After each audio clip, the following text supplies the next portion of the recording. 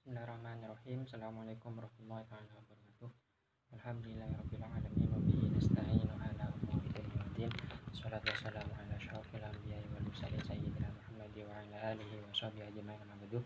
Rabbi shrah lana sudurana wa yassir lana umurana wa hlul 'uqdatam min lisanina yafqahu qawlana. Amin. Teman-teman semuanya yang saya cintai dan yang saya hormati, alhamdulillah kita dapat memulai pelajaran pada kali ini dengan keadaan sehat walafiat. Saya belajar di rumah dan kalian belajar di rumah. Saya menghadap ke depan kamera dan semoga saja kalian bisa menghadap saya melalui kamera kalian masing-masing. Sebelumnya saya mohon doa karena saya masih ada musibah ya, mungkin demi kalian saya masih berada di depan kamera ini. Saya minta doa semoga orang tua saya, terutama bapak yang saat ini masih berada di rumah sakit, diberikan kesehatan dan penyakitnya dihilangkan oleh Allah. Amin. Dan saya doakan juga kalian semua semoga diberikan kesehatan, orang tua diberikan kesehatan, kelancaran rezeki, ilmu yang bermanfaat dan barokah. Amin. Untuk kali ini saya akan membahas tentang Islam. Kita akan membahas tentang perkembangan Islam di Indonesia. Yang pertama itu masuknya Islam di Indonesia, perkembangan Islam di Indonesia. Yang ketiga, perkembangan ilmu pengetahuan dan kebudayaan. Mungkin kalau saya bahas semua itu dari awal sampai akhir mungkin nyambung, insyaallah saya sambungkan semuanya. Yang pertama itu masuknya Islam di Indonesia. Awal mulanya Islam itu turun, Islam itu berkembang pertama kali itu di Mekah ya. Jadi Nabi Muhammad itu diutus sama Allah menyebarkan Islam itu pertama kali di Mekah, di Arab ya, di Arab. Makkah, Madinah itu menjadi dua kota yang menjadi pusat peradaban Islam. Hingga saat ini kita masih berkiblat kepada Makkah karena Islam itu, masa kejayaan Islam itu dan masa mula berdirinya Islam itu ada di Makkah. Sehingga sampai saat ini kita masih mengaca kepada kiblat ya, yang berada di Arab. Sehingga mayoritas orang Indonesia ketika karena kita mayoritas Islam di Indonesia sehingga kita tuh ke Arab-Araban. Tapi sebenarnya Indonesia itu bukan orang adat, yang mana adat tersebut itu bercampur baur dengan budaya Indonesia. Jadi jangan salahkan ketika budaya yang memang bukan Islami tapi dijadikan Islam itu ya melalui perantara Wali Songo. Maka ini salah satu ciri penyebaran Islam yang disebarkan oleh para ulama dulu. Orang-orang dulu itu menyebarkan dakwah Islam, menyebarkan Islam itu dengan banyak cara. Kalau saya sebutkan itu cara-cara menyebarkan Islam itu banyak hal ya. Apalagi sekarang, zaman-zaman sekarang kita itu bisa menyebarkan Islam melalui hobi kita. Jadi seperti kalau kita suka hobi main bola ya, kita sampai harus mengembangkan potensi hobi kita sehingga kita menjadi profesional lalu diangkat sebagai pemain yang luar biasa di klub yang luar biasa. Contoh saat ini adalah Muhammad Salah ya, yang sekarang saat ini masih ada di Liverpool di England ya, di Inggris. Dia itu berdakwah dengan melalui hobi. Jadi hobinya itu dijadikan dakwah oleh Muhammad Salah. Ketika dia nendang gol ya, masuk ke gawang, Muhammad Salah langsung sujud. Dan saya pernah mendengarkan bahwasanya Muhammad Salah itu ketika mencetak satu gol, dia itu langsung nadar menyembelih satu kambing. Itu salah satu cara Muhammad Salah menyebarkan Islam di England. Dan saat ini alhamdulillah banyak orang-orang Inggris yang berminat ya, bahkan sangat toleran dalam hal Islam dikarenakan perkembangan Islam yang maju saat ini. Ya, salah satunya adalah perkembangan yang diberikan oleh Muhammad Salah sebagai pemain sepak bola yang notabene sebagai agamanya agama Islam. Dan saat ini banyak orang Islam yang ada di England mereka sejahtera. Jadi saling toleransi. Itu salah satu bentuk kita menyebarkan dakwah Islam. Tapi masuknya Islam di Indonesia itu bukan melalui bola ya, bukan ya. Kalau bola itu di Indonesia kurang maju mungkin ya, tidak semaju di Eropa ya. Di Islam itu masuk ke Indonesia itu melalui cara tijarah. Tijarah itu adalah perdagangan. Jadi orang Arab, orang luar Indonesia yang agamanya Islam masuk ke Indonesia, lalu mereka itu berdakwah dengan cara berdagang, mereka berdagang dengan cara-cara yang Islami yang telah dituntun oleh Nabi Muhammad. Jadi dengan jujur gitu kan ya, tanpa mengambil laba, tanpa mengambil keuntungan yang besar gitu kan. Semua itu dilakukan dengan Islam. Lalu ketika mereka berdagang, terus penjualnya adalah orang Islam dan yang membeli masih belum Islam, sehingga pembeli itu merasa tertarik dengan sikap yang diberikan oleh si penjual, si orang Islam tersebut. Sehingga rasa ketertarikan tersebut itu timbul pertanyaan, loh ini kenapa kok orang seperti ini, kenapa kok tidak ada, kenapa kok tidak dari dulu seperti ini.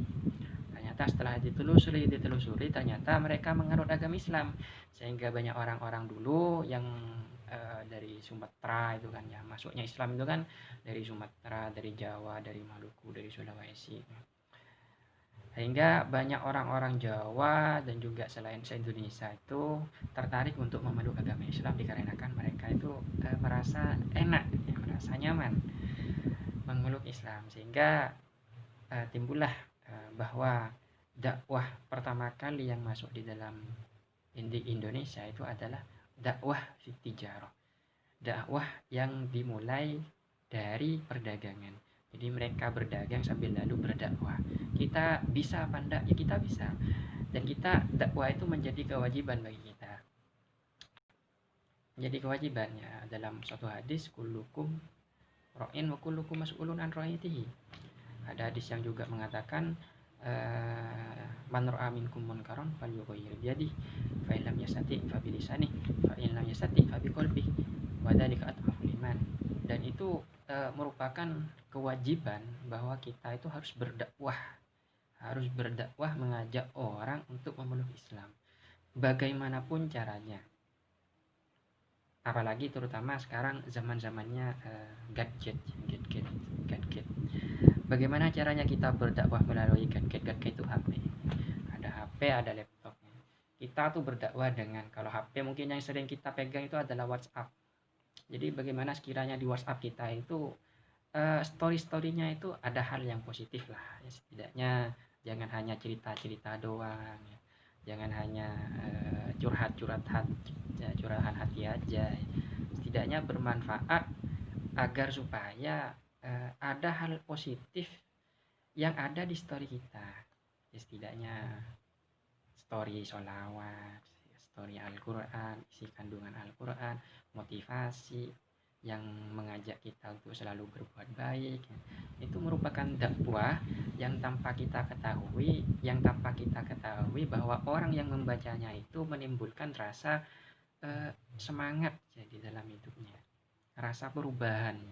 Jadi ketika mereka baca story kalian itu tentang Islami luar biasa, motivasinya oke, sehingga menimbulkan rasa ketertarikan.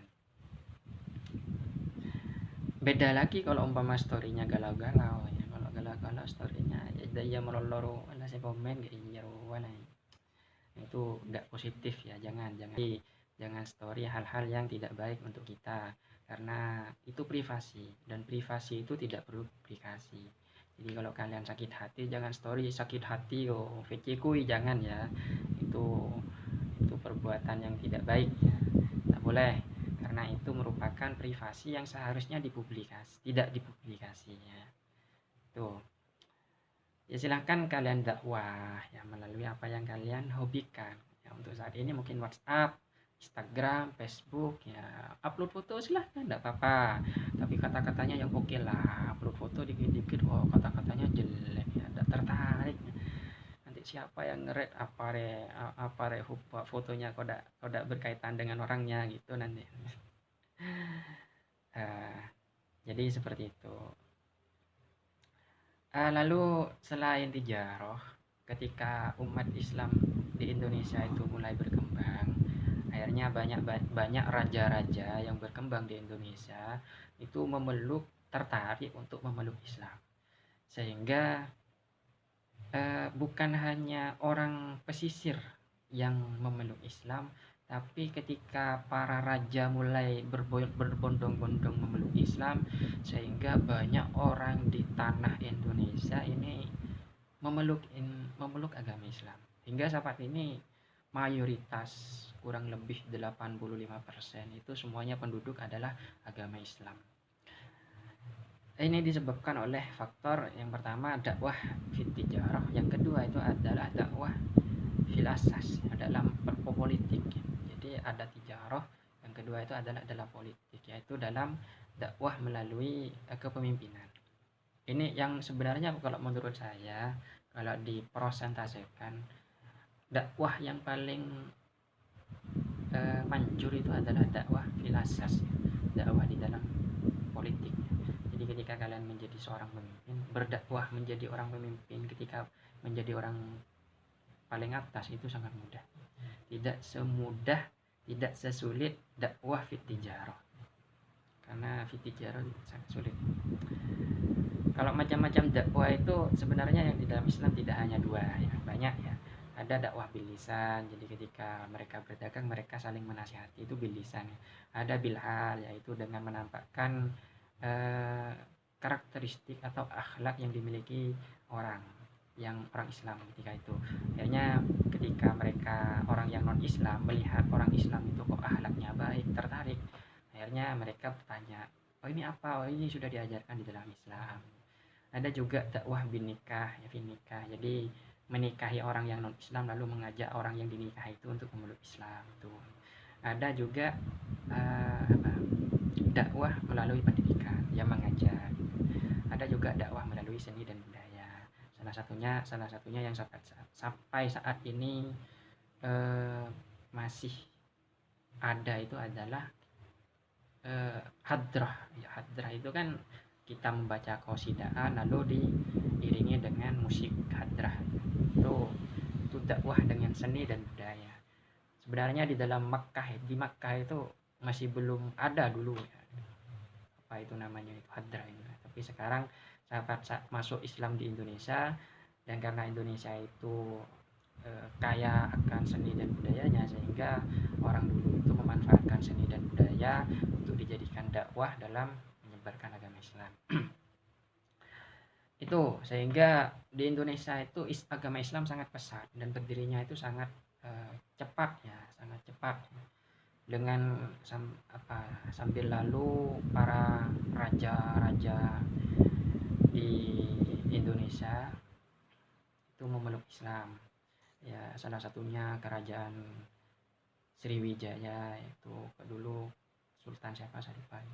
Terus juga ada kerajaan Kalinganggu, itu ada kerajaan Samudra Pasai. Itu rata-rata pemimpin-pemimpin mereka itu adalah memeluk Islam. Sehingga dengan adanya mereka yang notabene adalah pemimpin, diikuti dengan bawahannya. Raja aja menjadi agama Islam, bawahannya ya harus, kan seperti itu. Lalu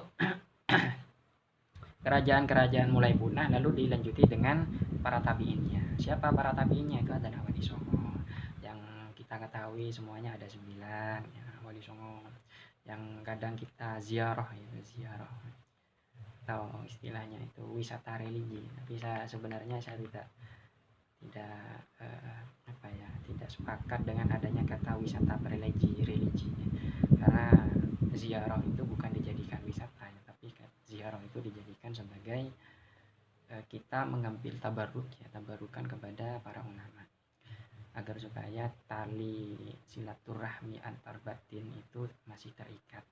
Jadi meskipun zahir kita tidak berkumpul, tapi batin kita masih tersambung. Wali Songo menyebarkan melalui seni dan budaya dengan melalui pendidikan. Mereka berdakwah melalui pendidikan, diajarkan kepada orang-orang yang tidak Islam. Sampai saat ini pesatnya luar biasa.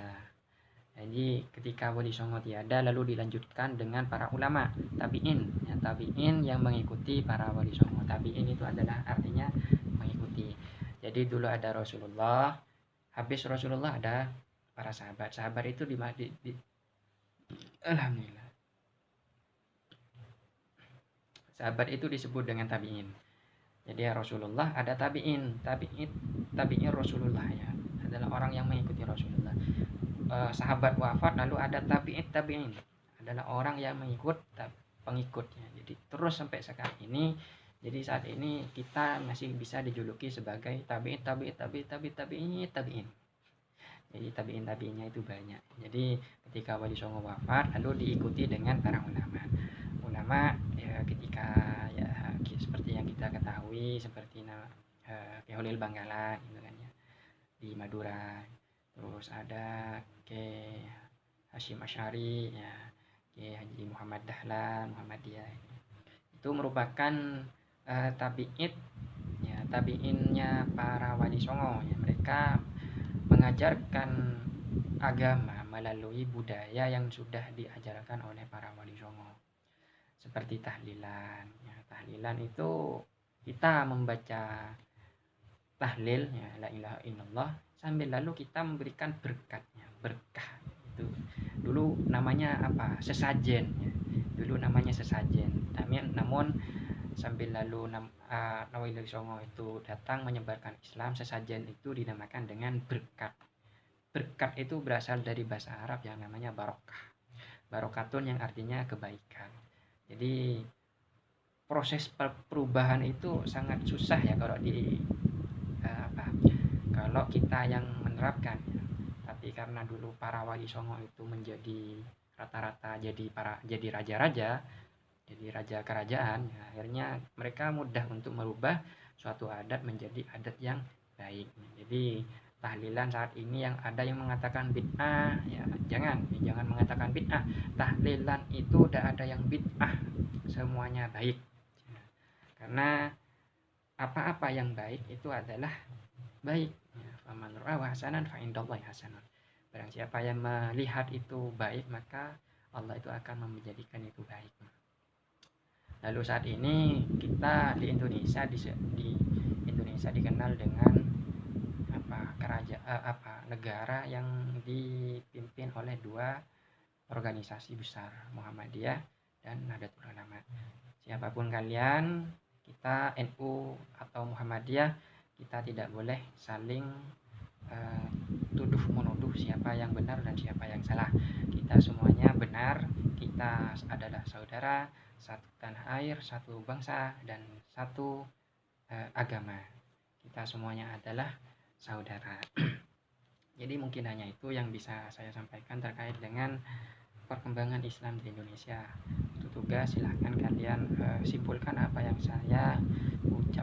saya sampaikan dan dikumpulkan di classroom dengan ditulis tangan ya, tidak boleh diketik ya. Kalau diketik nanti banyak timbul kesamaan dan conteknya. Jangan lupa sebut nama lengkap dan kelas. Ihdinas shiratal mustaqim. Semoga bermanfaat dan barokah. Amin. Al-Fatihah. Wassalamualaikum warahmatullahi wabarakatuh.